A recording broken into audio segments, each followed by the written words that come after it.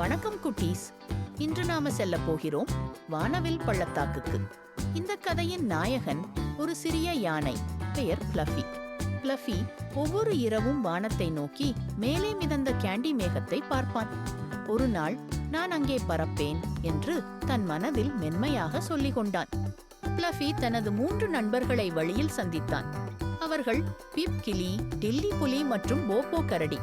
அவர்கள் பிளஃபியுடன் சேர்ந்து இந்த அற்புதமான பயணத்தை தொடங்கினர். முதலில் அவர்கள் ஜெல்லி நதியை சந்தித்தார்கள். ஐயோ, இதை எப்படி கடப்பது என்று பிளஃபி யோசித்தான்.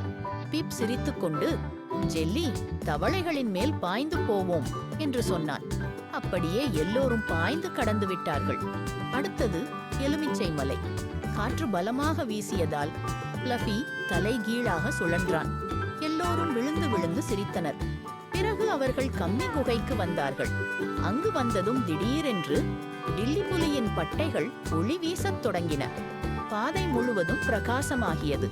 அனைவரும் சேர்ந்து பாடத் தொடங்கினார்கள். படிப்படியாக சிரித்துக்கொண்டே தூரமுள்ள மலையை அடைவோம் நிச்சயமே. அவர்கள் சிரித்தும் பாடியும் மகிழ்ச்சியுடன் பயணம் தொடர்ந்தார்கள். இறுதியில் அவர்கள் வானவில் பாலம் வந்தனர். ஆனால் அது நடுவே உடைந்திருந்தது.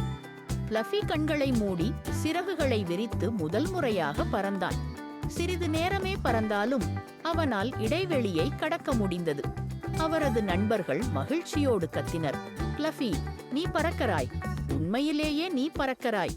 பின்னர் அனைவரும் சேர்ந்து வானவில் இனிப்புகளை சுவைத்தனர். பிளஃபி புன்னகையுடன் சொன்னான், நண்பர்களும் துணிச்சலும் இருந்தால் சாத்தியமில்லாதது கூட சாத்தியமாகும். அவர்கள் சிரித்தும் பாடியும் மகிழ்ச்சியுடன் அந்த நாளை முடித்தனர்.